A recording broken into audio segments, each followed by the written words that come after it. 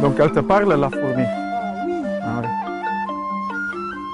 C'est la fourmi, la première du queue-leu-leu. Et elle est, en fait, elle tire la queue-leu-leu parce qu'elle est la plus ancienne du troupeau.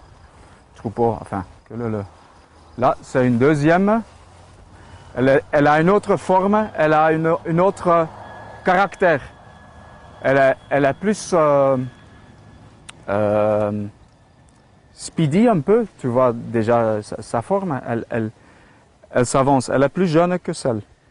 Dans la queue-leu-leu, la plus ancienne, elle tire le queue et puis les autres ils suivent. Voilà une troisième qui fait plus jeune aussi. Et tu vois que c'est fait en fil de fer. C'est le recyclage, ce sont des fils de fer de vigne qui sont au début galvanisés. Le fil de fer il est galvanisé dans la vigne, mais il a rouillé, et en principe ça ne rouille pas, sauf quand ils mettent les insecticides sur les vignes. Donc il a rouillé à cause de ça. Après je l'ai récupéré, j'ai fait des insectes avec. Donc ça fait un cercle, hein, une vicieuse.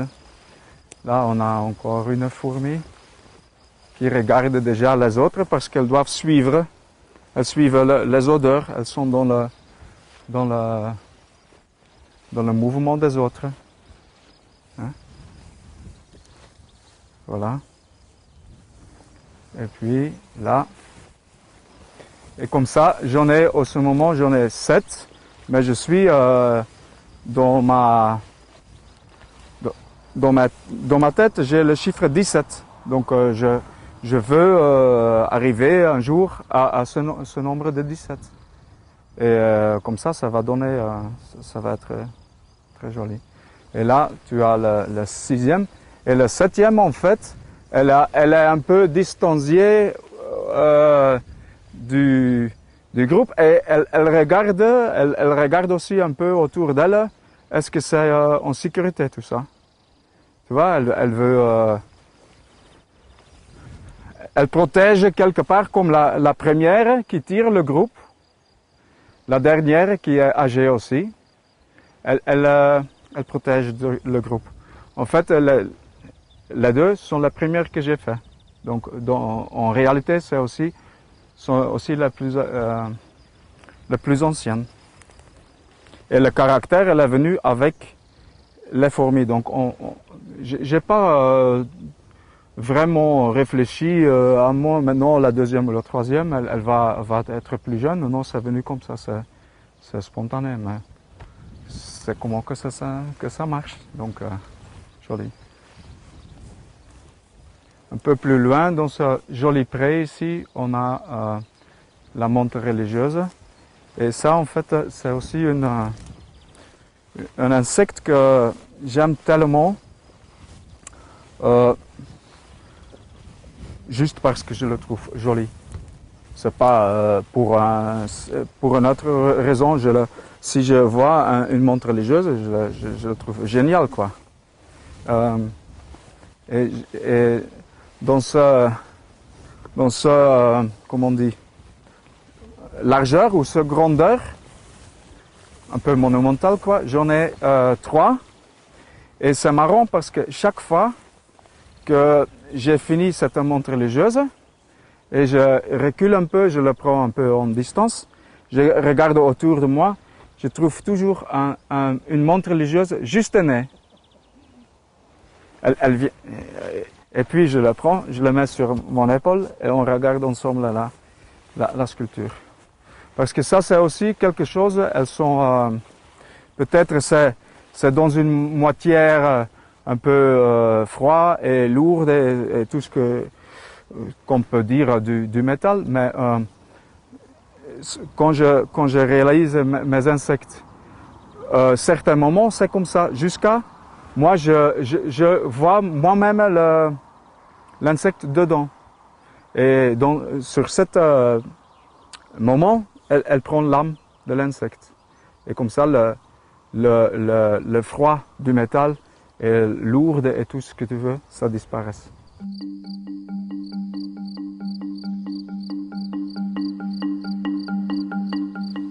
Tu vois ici, la fourmilière, elle a cassé un peu par hasard, mais elles sont bien actives, ça se voit, elles sont en train de le réparer et de protéger leurs œufs, tu vois. C'est ça en fait que je dois encore faire avec ma queue. Je dois leur donner des œufs ou une fourmilière. En tout cas maintenant quand je le vois ça, je dois continuer ce travail parce que 7 c'est rien du tout. Il me faut au moins 17.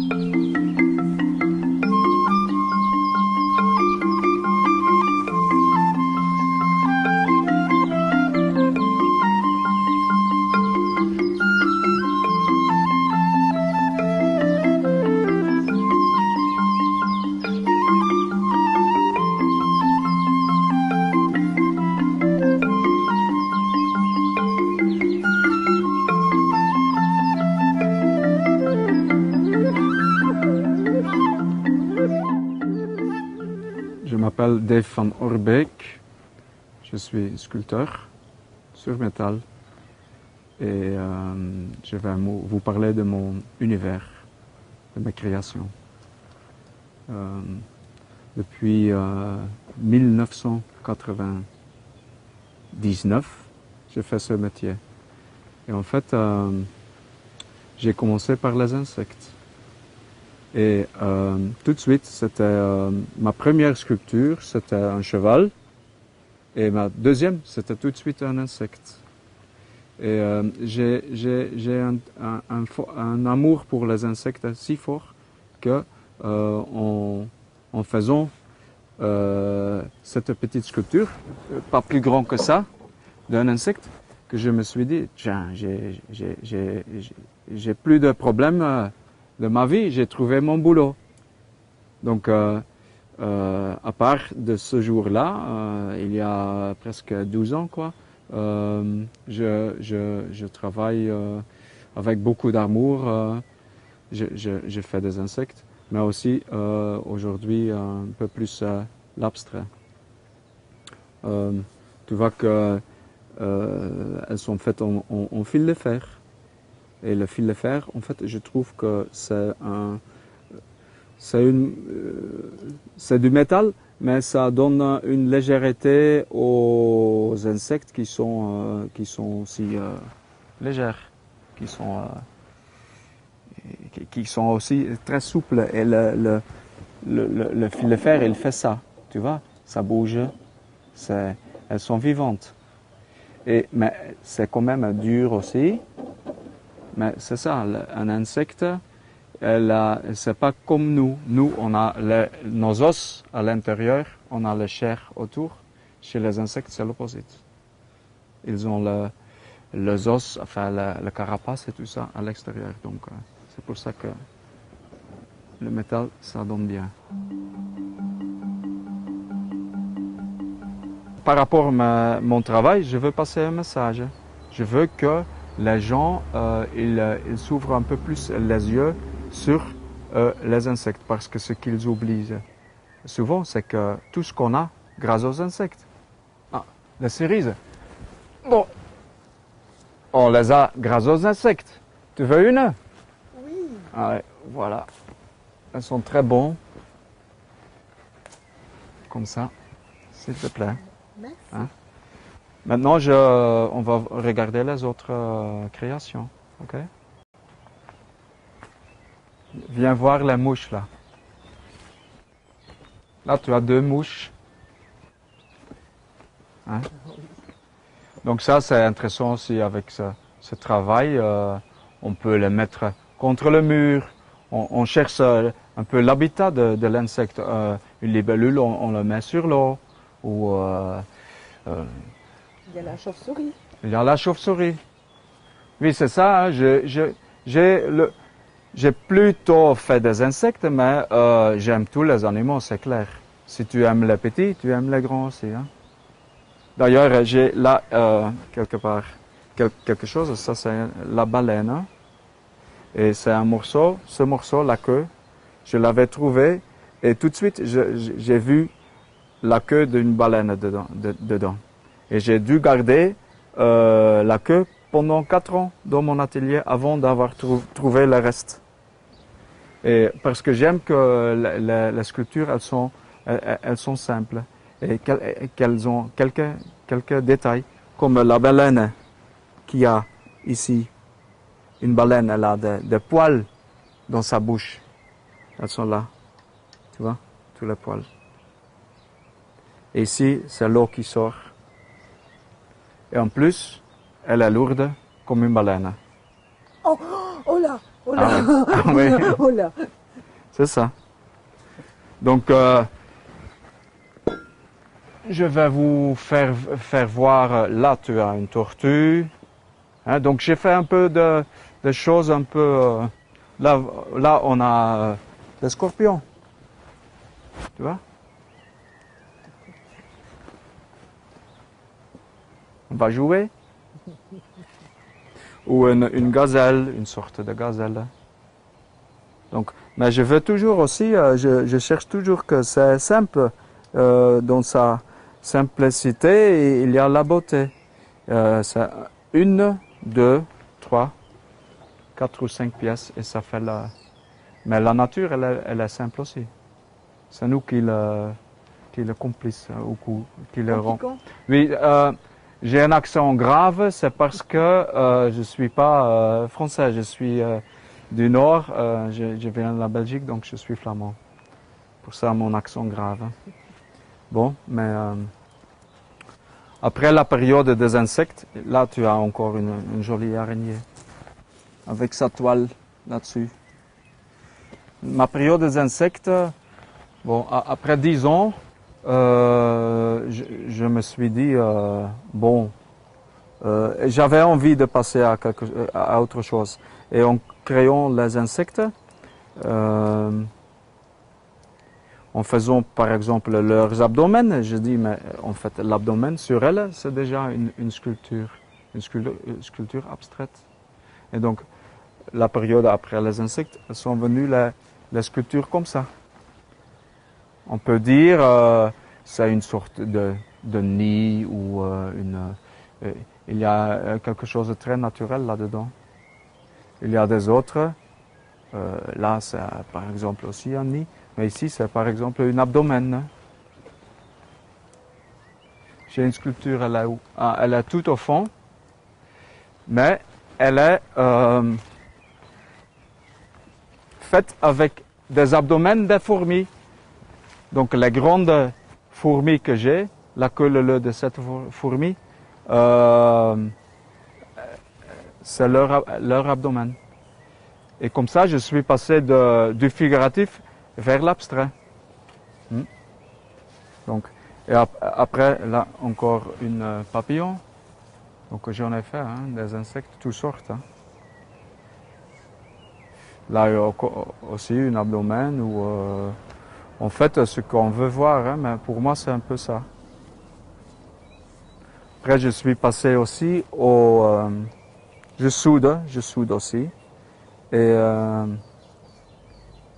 si tu regardes souvent les insectes comme moi je fais, tu vas voir la beauté dans tout.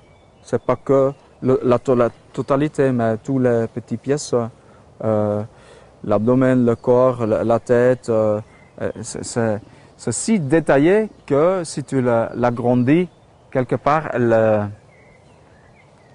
ça devient abstrait et ça devient beau. Et là, comme ça, j'ai par exemple une sculpture là-bas qui est totalement abstrait, mais on pouvait dire que c'est une patte d'un insecte, tu vois, hein? Ça, c'est une patte d'un insecte. Abstrait. Donc ça, c'est le travail soudé. Comme ça, j'ai fait la chèvre ici. Oh, il y a un insecte. Hein? Il y a un insecte. Là, une guêpe. La chèvre, elle s'appelle... Ceci n'est pas la chèvre de Picasso. Parce que il y a des gens qui peuvent se confondre. Hein? C'est un peu le même... comment dire... qualité, hein? C'est ça. Donc... oui, il y a aussi, maintenant, je suis plutôt, regarde, il y a le matal partout. Maintenant, je suis plutôt dans ça, c'est dernier, ça, c'est dernier. J'y mets un peu de couleur, le dernier temps. Comme j'avais dit, hein, elle bouge. Hein. Elle te regarde même. Hein, tu vois.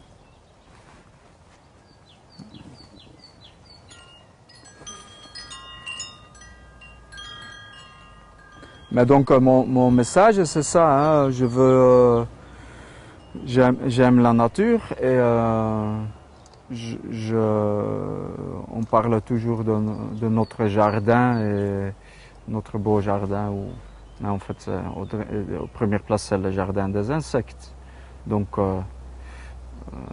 grâce aux insectes on a ce beau jardin. Et il y a beaucoup de gens qui l'oublient. Je le trouve un peu dommage. Mais donc moi je donne, par rapport à mes insectes, je leur montre mon respect et j'ai dédié un statut comme ils font pour un homme ou une femme, un statut. Moi je le fais pour les insectes. Et il y a des gens, et ça c'est le meilleur compliment que je peux recevoir pour ce travail, il y a des gens qui me disent depuis que j'ai vu vos insectes, je ne les tue plus. C'est génial. C'est la plus grande valeur qu'ils peuvent me donner. Donc, je suis réussi à transmettre le message. Tu connais Tintin? Oui. Bon, là, tu as son chien. On visite en Égypte, vers les pyramides. Non, c'est plutôt une blague, hein, mais... C'est pour s'amuser un peu. Ça, c'est le buffalo. Ça, c'est la chèvre. Et ça, c'est le taureau. C'est en fait grâce à un ami qui a donné le titre, mais il a eu complètement raison. Hein. Là, le truc vert qu'on voit ici, pour moi c'est un caméléon. Parce que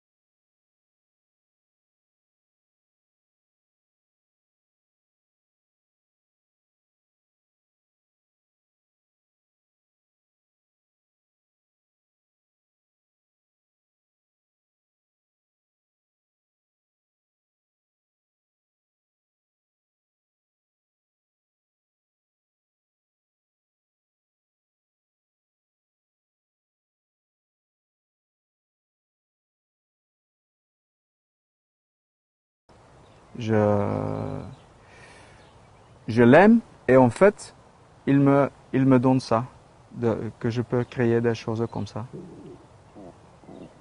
Même ici, là, ça fait partie de la sculpture. Tu vois? C'est un petit détail. C'est pour vous montrer que...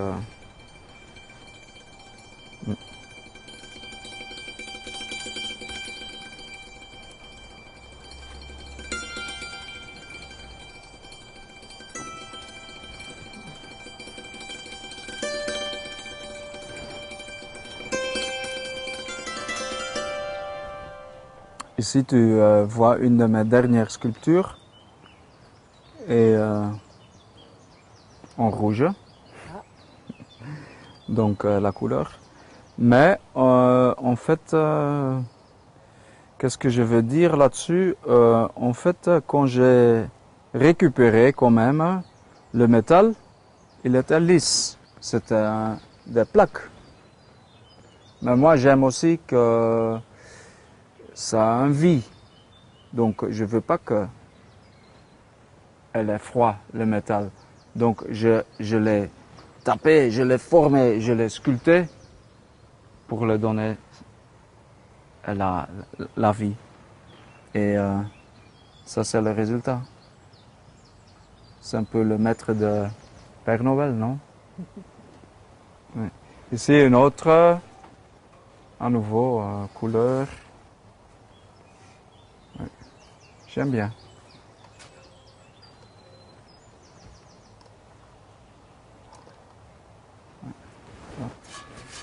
Elles ont un peu pris de... J'attends toujours la pluie pour le nettoyer un peu. Et pour le faire rouiller un peu plus. Ici, on a encore... Bon, c'est entre sculpture et mural parce que c'est pas vraiment que c'est posé sur le mur. C'est pas que ça tient toute seule. C'est une sculpture que ici, par exemple, ça remplit un coin. Tu vois, le coin. elle a posé la sculpture, elle a posé là-dessus.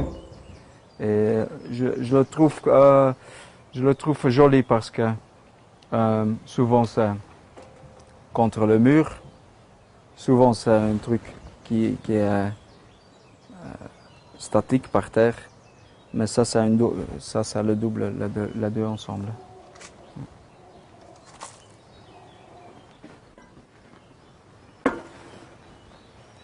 Ici, on a un cadeau qui m'a été fait par la vie. Parce que souvent dans les rivières, on trouve le métal abandonné. J'ai trouvé cette pièce comme ça dans la rivière et j'ai dit, mais non, Dieu, ça c'est déjà une œuvre d'art. Mais maintenant, je suis le seul qui le voit.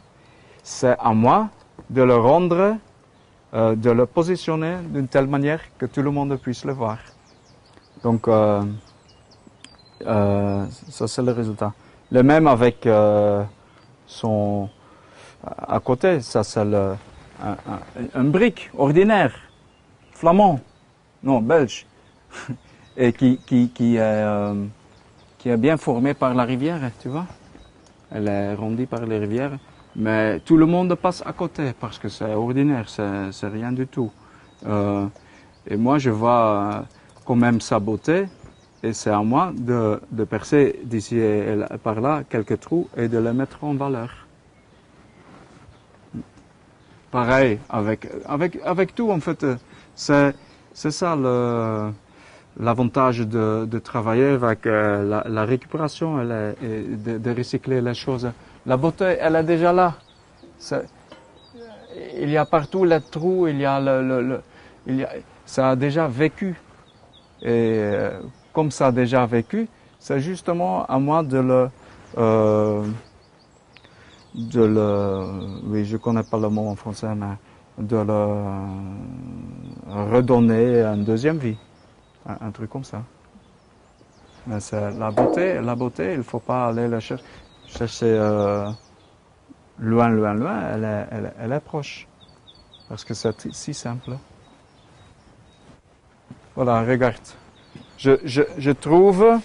Ah, mais ça c'est quelque chose aussi. Le métal, elle m'appelle. Hein? Elle m'appelle. Elle me parle. Je me balade quelque part et d'un coup, je suis sûr, bon, il faut que je vais vers là-bas. Je le fais et je trouve un morceau de métal. Et ce morceau, par exemple, ce morceau, je le vois et tout de suite, je vois, oh là, là, il y a du valeur. D'un coup, je le porte comme c'est de l'or. Les gens vont dire, lui, il est fou, quoi. Regarde-lui comme il tient ce morceau de métal pourri. Et donc, je viens à la maison. Le métal, elle commence à me parler. C'est le métal qui me dirige de réaliser des choses. Les gens, souvent, ils me demandent, mais où tu sors tes idées? Je réponds, j'ai pas besoin d'idées, j'ai besoin de métal. Et quand je vois le métal, elle me parle, elle me dit comment je peux le transmettre en œuvre d'art pour montrer mon respect. Voilà.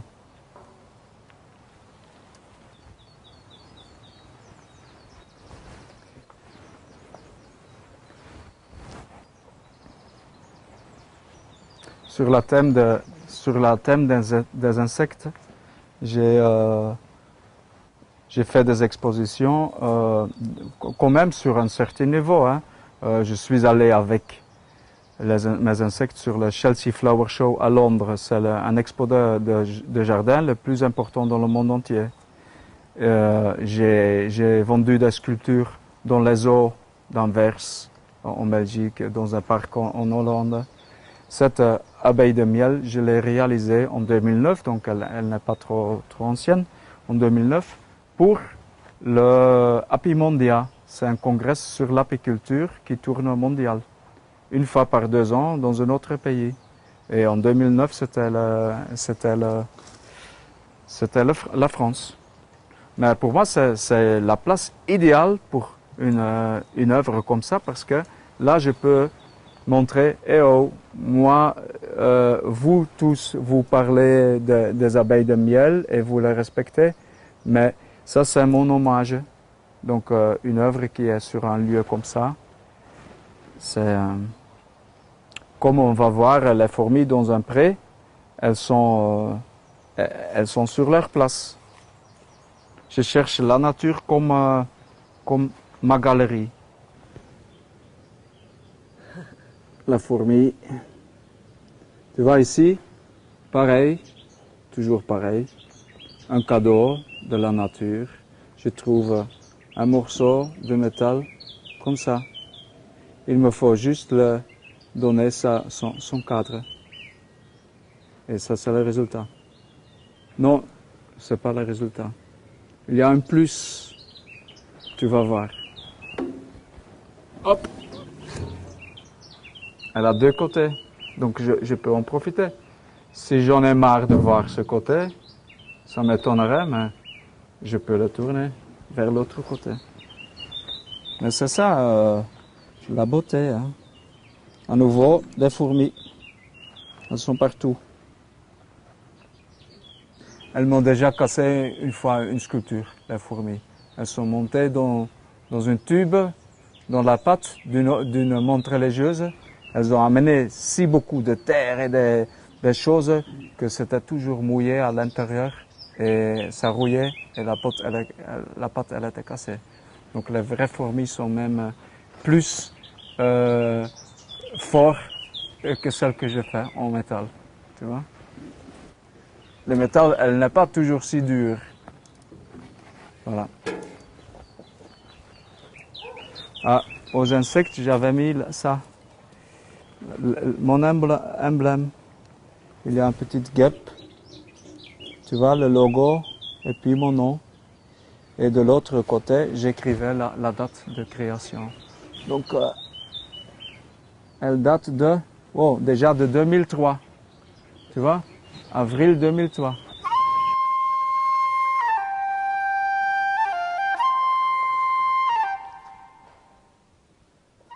Il faut s'imaginer la couleur, le bleu, c'est un peu le bleu du ciel ici dans le sud de la France. Il faut voir cette sculpture sur un pré verte avec le ciel bleu au nord. Et c'est ça, c'est à ce moment-là qu'elle va avoir toute sa beauté.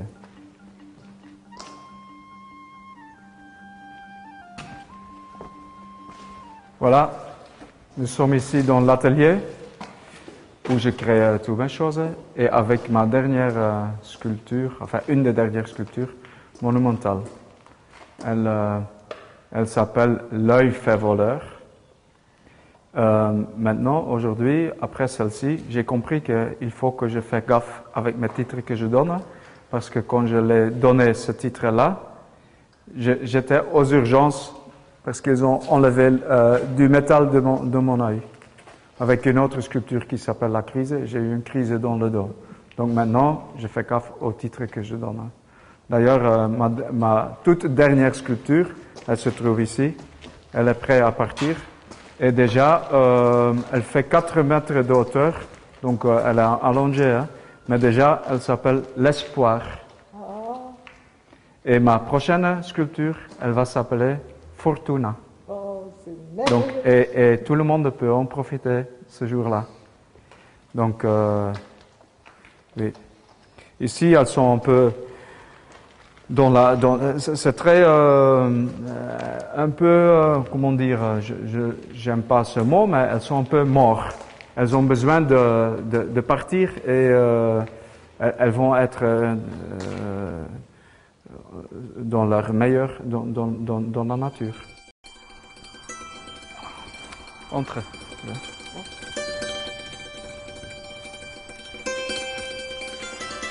Ici, on a la sculpture Le Cercle Carré. Une sculpture que j'ai réalisée en 2010. Et en fait, pour être honnête, c'était un travail de fourmi. Hein, parce que il y en a 2000 morceaux de métal que j'ai coupés et j'ai soudés ensemble. Et encore une fois, mes sculptures, elles sont toujours assez simples. Le jour que j'ai eu cette idée, j'ai pas pu dormir. Toute la nuit, il y avait un carré avec un cercle dans ma tête. Toute la nuit, j'ai pas pu dormir. Donc, et puis quand je l'ai commencé avec le prototype qui fait la moitié, mais qui fait encore assez grand. Et puis ça, c'est le résultat du cercle carré. Elle pèse 700 kilos, un truc comme ça. Et elle a un prix très cher, donc je décide, je le prends qu'avec moi quand il y a une chance que je peux le vendre, et sinon elle est tout à fait sur sa place ici dans le pré. Parce que c'est quelque chose aussi, si long que je fais la sculpture, que je suis dans mon atelier, elles sont à moi. C'est à moi, c'est mon travail, c'est ma thérapie quelque part. Hein. C'est ce que j'ai besoin de créer, sinon je deviens... hein. Et si long que je suis dedans dans la création, elle est à moi. Une fois qu'elle est finie, elle est à tout le monde. Donc je choisis pour la sculpture monumentale des lieux comme ça, dans un pré de brebis, et de les placer à côté de la route. Donc tout le monde qui passe en voiture, elle peut la voir. Et de cette manière, elle a à tout le monde aussi, sans qu'ils ont dû l'acheter. Hein?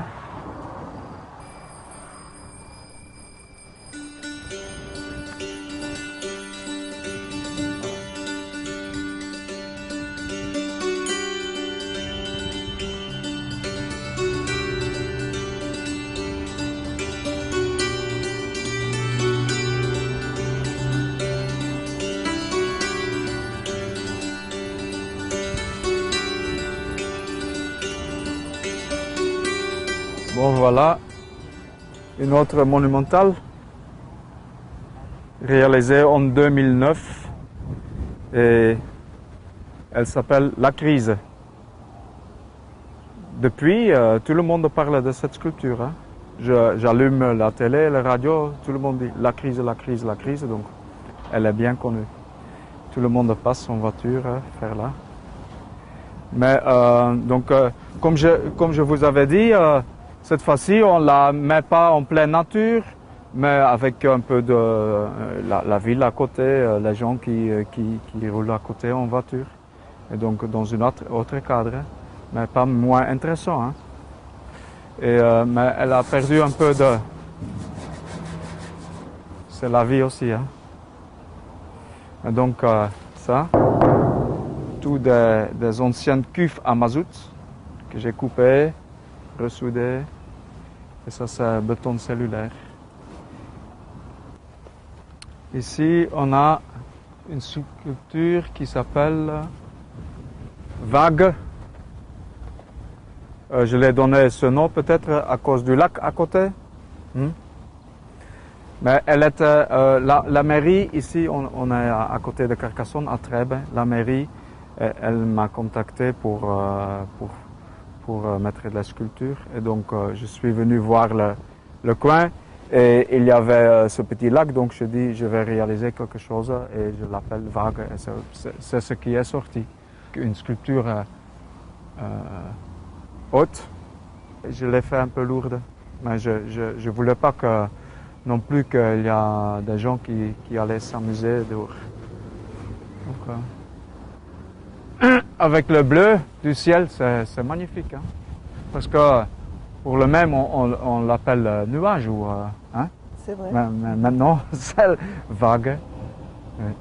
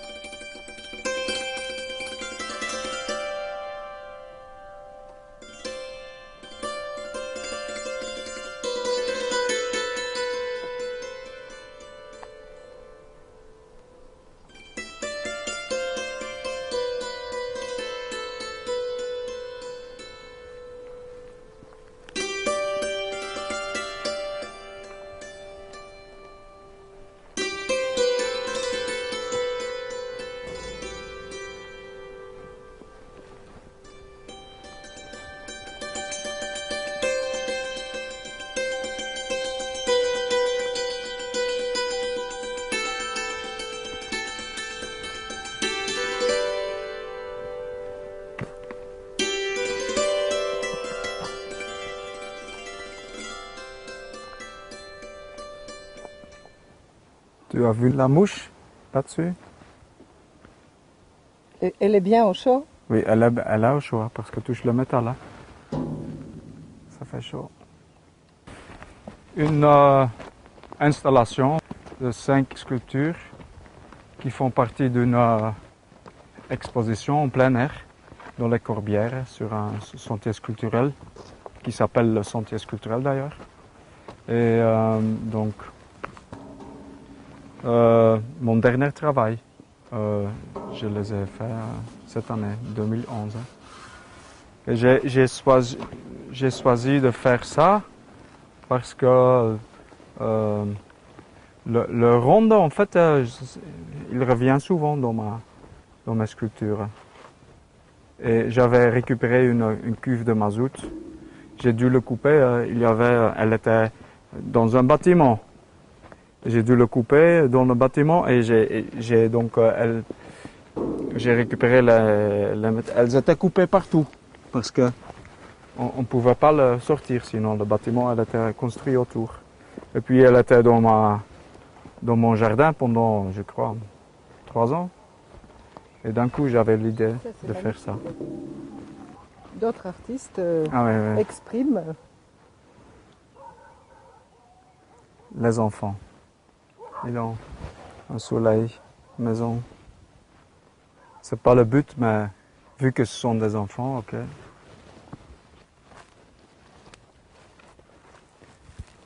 Mais mes sculptures sont toujours très tactiles. Les gens montent là-dessus, même les insectes. Hein. Ici, il y a, tu vois, les pieds. Ils ont mis les pieds.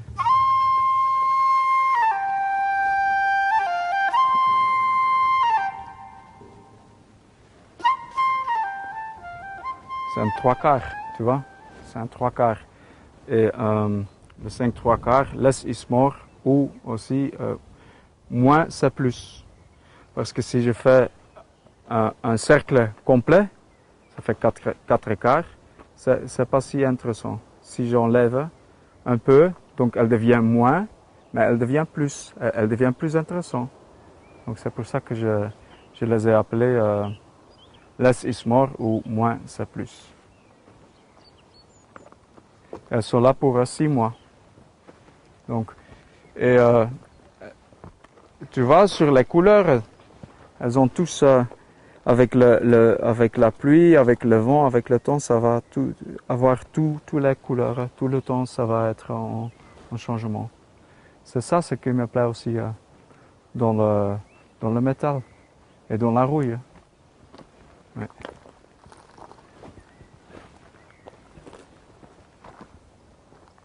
Voilà, mais c'est donc mon dernier travail et pour conclure tout, en fait, c'est encore donc le recyclage qui revient et mon respect pour le métal et mon respect pour tout qui vit,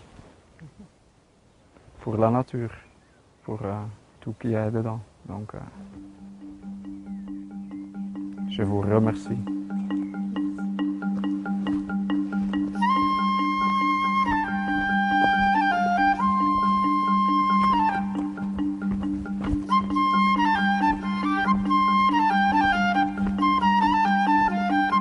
Ça va plus vite à descendre.